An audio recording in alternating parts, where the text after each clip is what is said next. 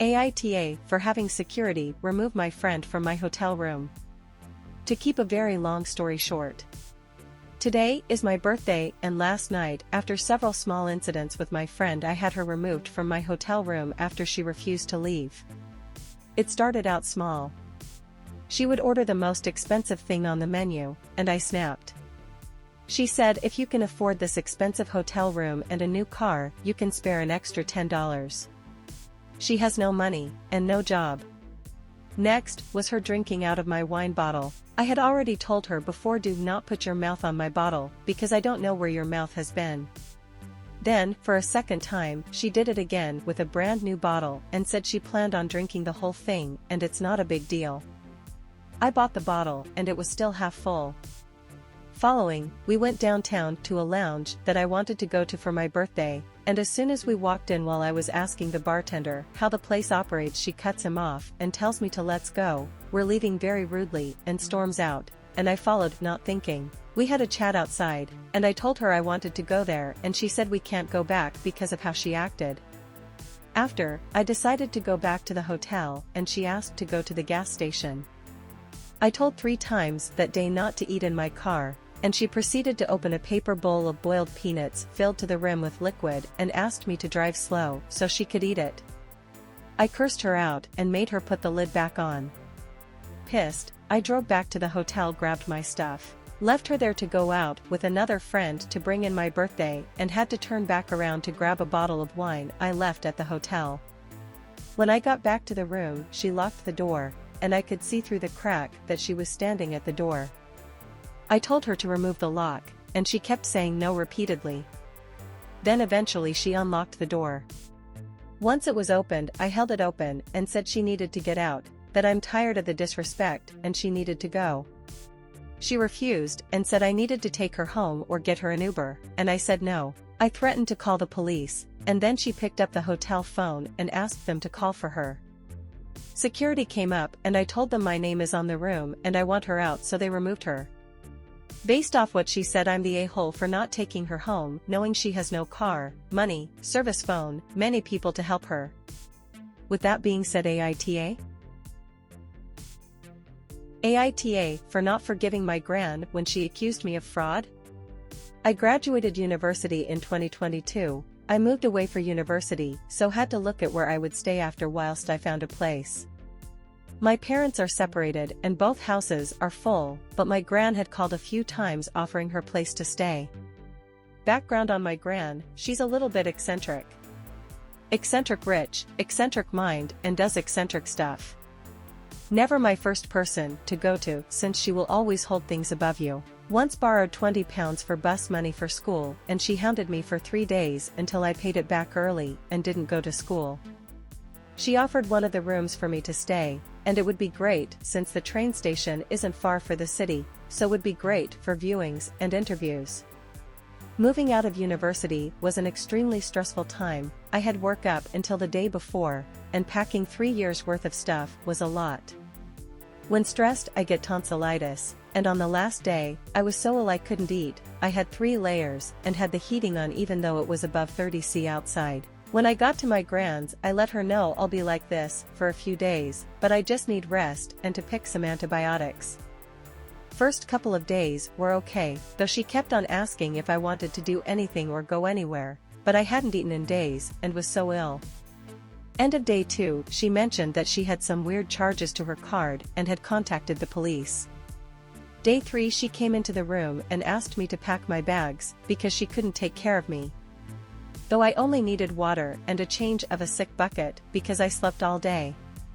She dropped me off at my mum's, and I stayed on the sofa.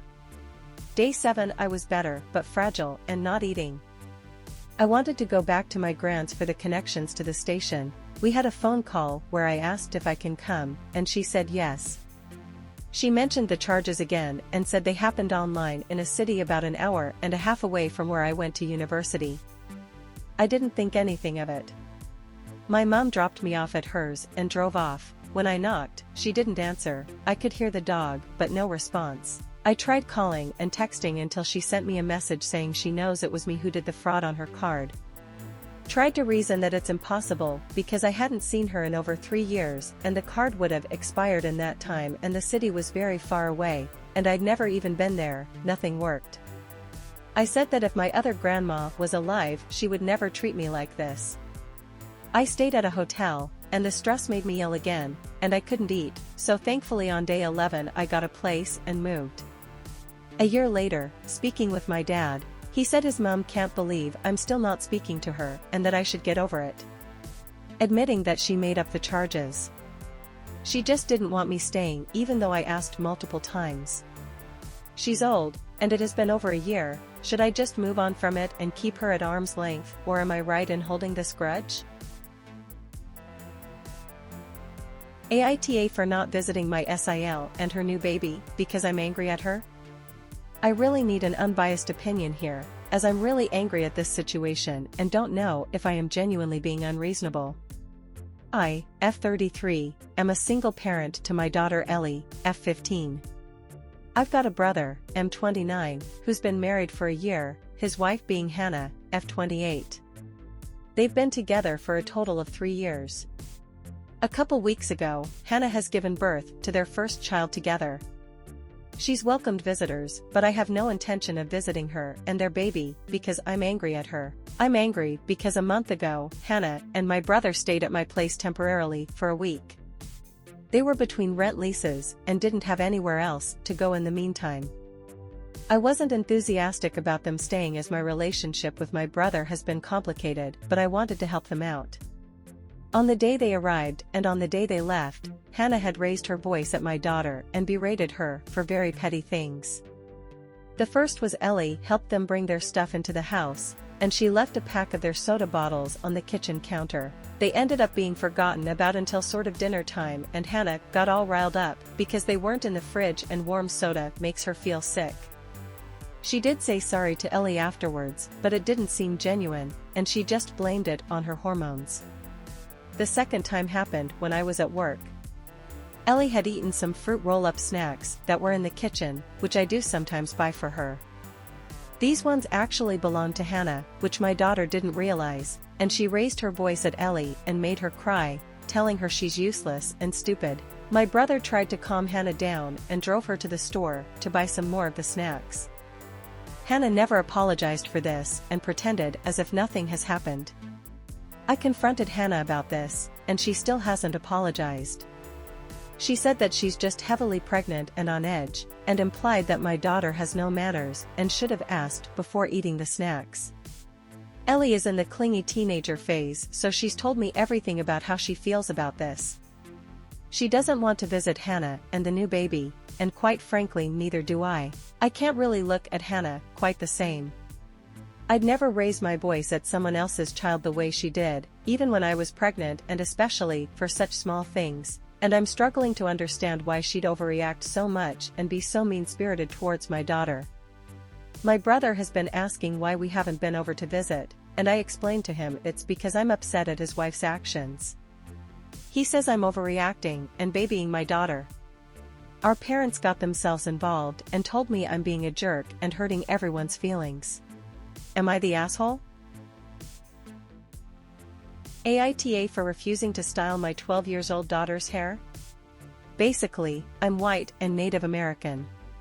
My daughter's dad is Puerto Rican and Native American. My hair is straight and blonde, and my ex's hair is black, coarse, and frizzy/poofy. My daughter has a mixture of both of our hair. When it's longer, it becomes more straight and super easy to style. When it's short, it's nearly impossible to even brush through, let alone style. I've always had long hair, but her dad and her grandmother think long hair is ugly.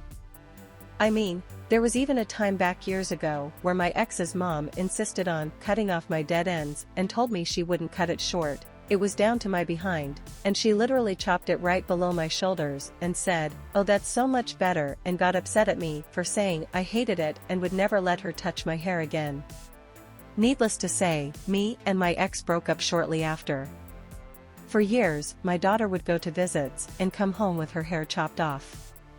If I made any comments about it, I was met with a "she's my kid too. You aren't the boss. What happens at my house is none of your business." you don't make the rules.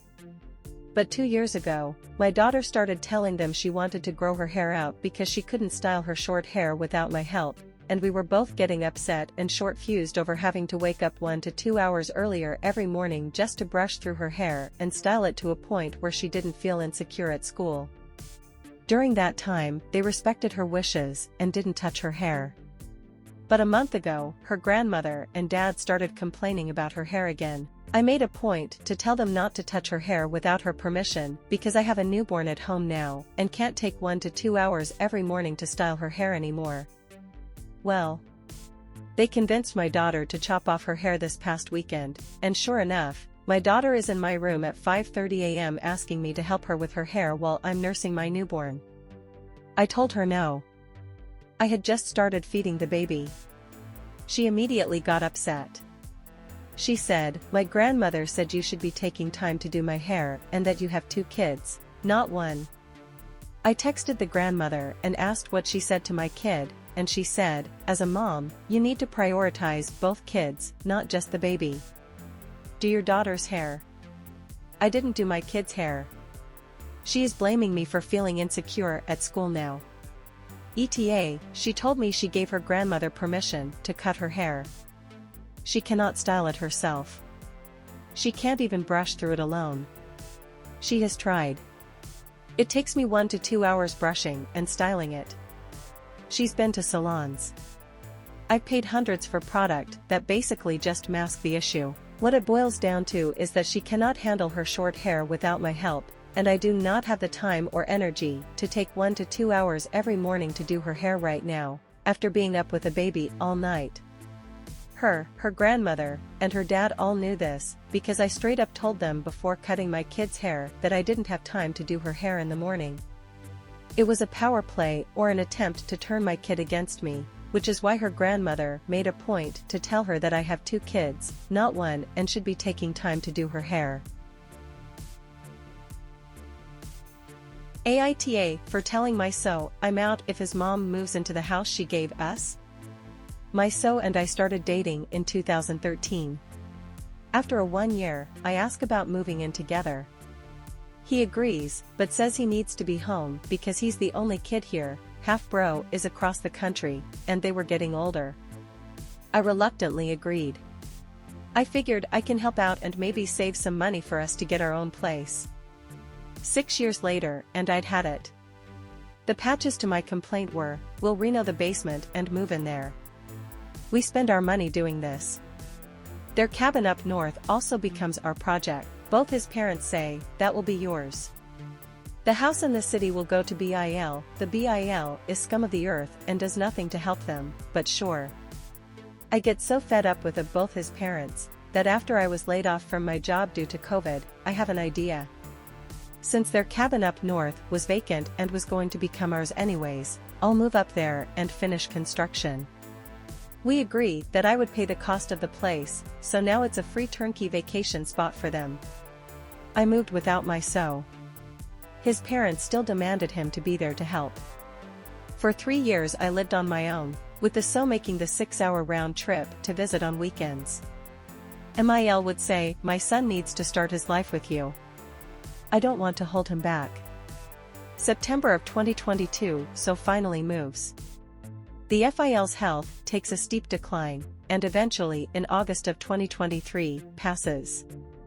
My MIL now lives on her own. The BIL still has yet to show up and at least pay her a visit. We take weeks off work and help her through the process. She has 4 choices: stay in her current city, move to where her other son lives, move to the US where her family lives, or move up closer to us. She chooses us. Last night, while on one of her daily wine-induced rants, she demands why we haven't offered to have her live with us, until she needs more assistance equals until we put her in a home. So tells her we did, SHE declined because where we are, you need a vehicle and we both work 12-hour days in a town 45 minutes away, and she's never had a license. She spent a week with us in October, even though we told her of our schedules, still guilts us about not spending enough time with her. She drinks to excess on the daily and did the entire time she was taking care of my FIL and was so rude to him. telling us the private details of his sickness that we know he wouldn't want us to hear, that she would feel freedom when he dies. Talking about him like he couldn't hear her. X, standing 5 feet away, I'll quit smoking once he's dead, it's too stressful right now when he's dying from COPD. Last night, why do I need to buy something else close to you when I already have one? I'm done. I've said to So that if she wants this house that we built, she can have it, but I'm out, and if he decides to stay, we're done. It's been nearly 11 years, and I'm ready to give up, but I'm scared of having to upheave my life. So is convinced that he'll be able to reason with her when she's sober. I don't know what to do. I love him more than anything, but I can't take living with his mom again.